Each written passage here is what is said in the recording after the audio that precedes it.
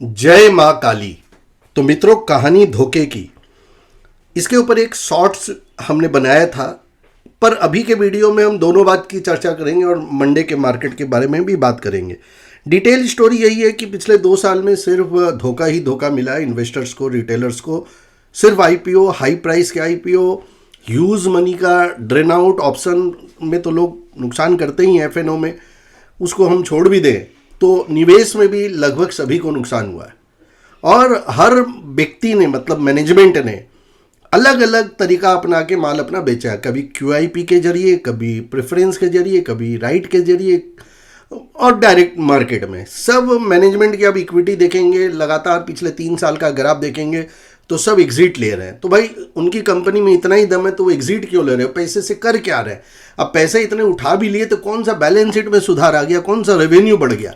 तो यानी रेवेन्यू कुछ नहीं बढ़ा, पैसे निकाल रहे हैं अपनी अय्यासी के लिए, मौज मस्ती के लिए, अपने जीवन को सिक्योर्ड बनाने के लिए। और हम लोग यहाँ पे उनकी कंपनियों में पैसा लगा के चुपचाप बैठे हुए हैं, तमाशा देख रहे हैं।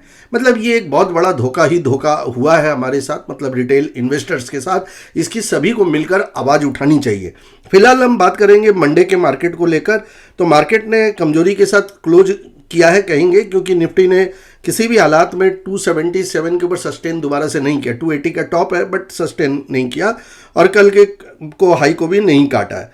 यानी कुल मिला के स्थिति परिस्थिति अगर आप वीकली की देखोगे तो अच्छी लगेगी, पर डेली की देखोगे तो आपको टेक्निकली खराब लगेगी। एज पर वीकली कैंडल अगर मैं बात करूं तो आपके पास जो फाइनल सपोर्ट निकल के आता है वो 850 का निकलता है, देन 741 का निकलता है।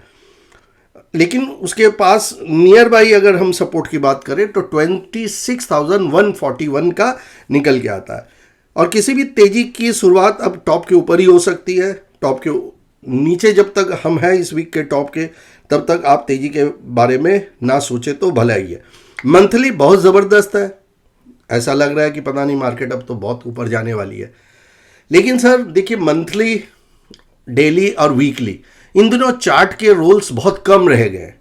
अभी रोल चल रहा है सिर्फ ट्रैपिंग रोल, और चार्ट को मोहरा बना बना के ये लोग ट्रैप कर रहे हैं। तो ऐसी अवस्था में कोई चार्ट के ऊपर बहुत ज़्यादा दावे के साथ कुछ भी बोलना किसी के लिए भी, किसी भी एनालिस्ट के लिए असंभव सा है। दावा तो करना ही नहीं चाहिए, लेकिन कोई कन्विक्शन भी लेना बहुत मुश्किल है। पर ऐसी मंथली चार्ट को देख के ये तो लगता है कि आने वाला वक्त तेजी का ही है।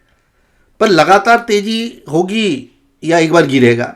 तो हमें ऐसा लगता है as an analyst, as per astro view, कि एक बार नीचे आएगी मार्केट, फिर जानी मार्केट को ऊपर है। और जो सबसे बड़ी बात है, बैंक निफ्टी की अगर आप चार्ट देखो तो और ज़्यादा मजबूत दिखती है मंथली के ऊपर, खासकर वीकली के ऊपर भी, पर डेली के ऊपर खराब है। और यहाँ पे बैंक निफ्टी 500 के नीचे जैसे ही स्लिप करेगी, आपको 59,100, 58,785 के सपोर्ट की तरफ बढ़ेगी। कुल मिला के देखिए, एक बार बाजार की संभावना हो सकती है नीचे जावे, चांसेस हैं।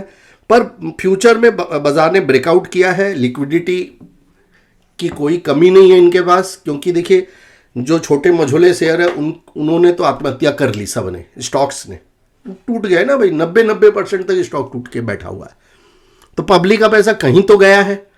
तो पब्लिक का पैसा कहाँ गया है? ऑपरेटर्स के हाथ में, प्रोमोटर्स के हाथ में, और मजबूत शक्तियों के हाथ में। अब वो लोग क्या कर रहे हैं? अपनी कैपिटल को ग्रुप बना के खेल रहा है और इंडेक्स को ऊपर बढ़ा के ये दिखाने की कोशिश कर रहे हैं कि हम लोग बहुत ज़्यादा मजबूत हैं। एनालिसिस अगर अच्छी लगी हो तो कमेंट करके ज़रूर बताएं। मंडे ऊपर के लेवल पे टिकना बहुत ही मुश्किल प्रतीत होता है। आने वाले हफ्ते में हो सकता है कि कोई चेतावनी के सिग्नल दिखाई देवें। बाकी ईयरली डेट वाइज प्रोडक्शन में जाके अभी तक अगर इनरोल नहीं किया है तो ब्लैक फ्राइडे नाम का कूपन कोड अप्लाई कर ले, जो आज रात तक वैलिड है।